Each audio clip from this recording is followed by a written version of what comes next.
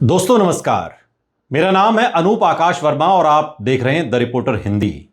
उत्तर प्रदेश विधानसभा चुनाव 2027 के परिप्रेक्ष्य में यदि उन सीटों की पहचान की जाए जहां भारतीय जनता पार्टी अपेक्षाकृत बहुत कमजोर स्थिति में दिखाई देती है और जहां अखिलेश यादव के नेतृत्व वाला समाजवादी पार्टी गठबंधन एक बड़ा अवसर देख सकता है, तो इस पैटर्न में आपको हम समझाएंगे कि जातीय समीकरण प्लस स्थानीय असंतोष और पिछला चुनावी अंतर, इस आधार पर यह सामने आता है कि कहां-कहां बीजेपी कमजोर है।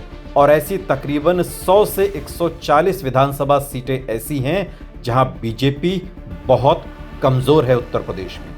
आज के इस वीडियो में हम आपको बताएंगे उत्तर प्रदेश के अंदर उन 100 से 140 विधानसभा सीटों का विश्लेषण जहां पर बीजेपी की स्थिति बहुत ज्यादा कमजोर है। सबसे पहले पश्चिमी उत्तर प्रदेश की बात करते हैं। कैराना, थाना भवन, बुढ़ाना, खतौली, पुरकाजी, मीरापुर, चरथावल और सिवाल खास ऐसी विधानसभा सीटें हैं जहां पर मुस्लिम 30 से 45% और जाट, गुर्जर, दलित वोट का मिश्रण है। 2022 में यहां कई जगहों पर बीजेपी बहुत कम अंतर से चुनाव जीती या हारी और 2024 के लोकसभा चुनाव के बाद बने माहौल में समाजवादी पार्टी गठबंधन को यहां पर स्पष्ट बढ़त मिलने की संभावना दिखती है। खासकर कैराना, खतौली और मीरापुर जैसी विधानसभा सीटों पर अगर मुसलमानों के साथ दूसरी जातियां एकजुट रहती हैं तो बीजेपी के लिए चुनौती गंभीर हो सकती है। रोहिलखंड क्षेत्र की बात करें तो बरेली, रामपुर, मुरादाबाद, पीलीभीत, शाहजहांपुर, इन इलाकों की जो विधानसभा सीटें हैं, रामपुर, स्वार, बिलारी, ठाकुरद्वारा, मुरादाबाद देहात, कांठ, भोजीपुरा, बहेड़ी, ये ऐसी विधानसभा सीटें हैं जहां मुस्लिम आबादी 35 से 50% तक है और यादव दलित वोट बहुत निर्णायक भूमिका निभाते हैं। यहां बीजेपी की सबसे बड़ी कमजोरी वोट ट्रांसफर की कमी और स्थानीय स्तर पर संगठनात्मक असंतोष है, जबकि समाजवादी पार्टी का पारंपरिक MY यानी मुस्लिम और यादव समीकरण मजबूत रहता है। अगर इसमें दलित या कुर्मी वोट का आंशिक समर्थन जुड़ता है तो ये सभी सीटें समाजवादी पार्टी आसानी से जीत सकती है।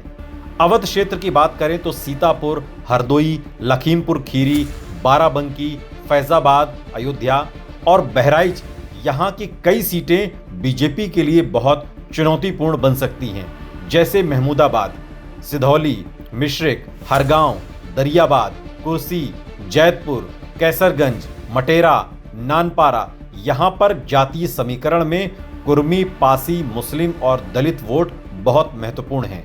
2022 में बीजेपी ने इन सीटों पर जीत तो दर्ज की थी, लेकिन कई जगहों पर जीत का अंतर बहुत कम था और स्थानीय मुद्दे, बेरोजगारी, किसानों की समस्याएं, कानून व्यवस्था, इन सब पर भारी असंतोष भी देखने को मिला।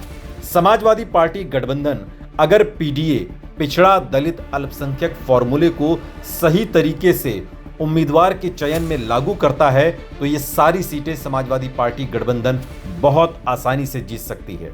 पूर्वांचल की बात करें तो गोरखपुर, आजमगढ़, मऊ, बलिया, जौनपुर, वाराणसी, चंदौली, गाजीपुर, यहाँ पर बीजेपी की स्थिति बहुत मजबूत मानी जाती है, लेकिन यहाँ भी कई स्विंग सीटें हैं, जैसे आजमगढ़ सदर, निजामाबाद, फूलपुर पवई, घोसी, मोहम्मदाबाद, गोहना, जखनिया, जमानिया, मोहम्मदाबाद, गाजीपुर, सैदपुर।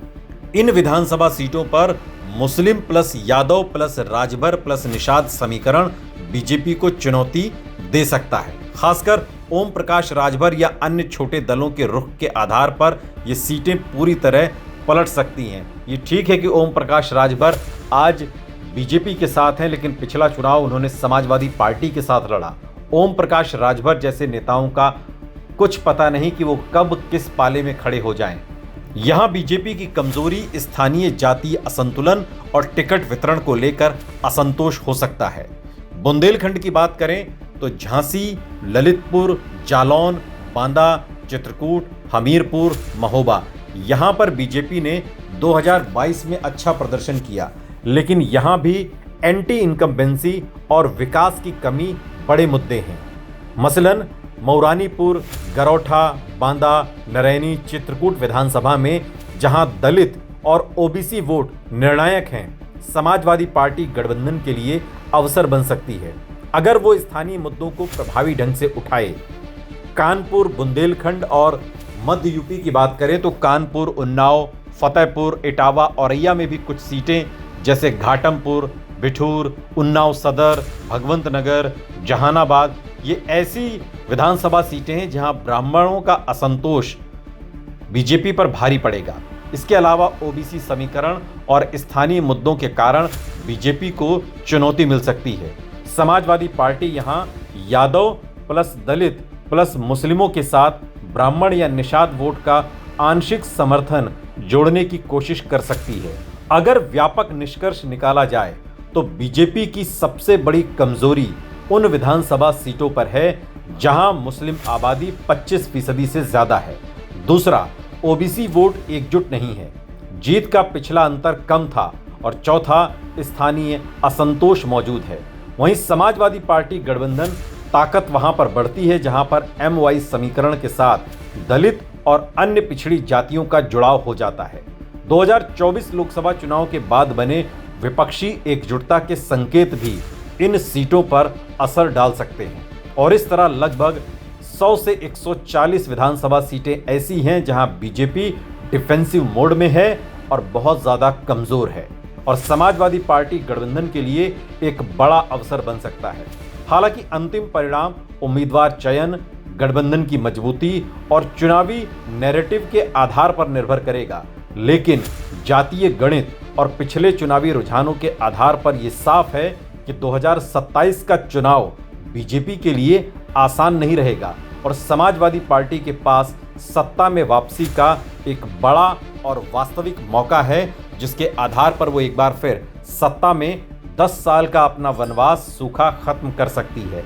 लेकिन सबसे महत्वपूर्ण बात इसमें यह होगी कि अखिलेश यादव जिस पीडीए के नारे को बुलंद कर रहे हैं, अगर टिकट बंटवारे में यही पीडीए फॉर्मूला लागू रहता है तो ऐसी बहुत सारी सीटें हैं जो बीजेपी की मजबूत सीटें मानी जाती हैं, उन्हें भी समाजवादी पार्टी गठबंधन जीतने में कामयाब हो सकता है। उत्तर प्रदेश की 403 विधानसभा सीटों में से मोटा मोटी ये 140 विधानसभा सीटें ऐसी हैं जहां बीजेपी आज की तारीख में बहुत कमजोर है।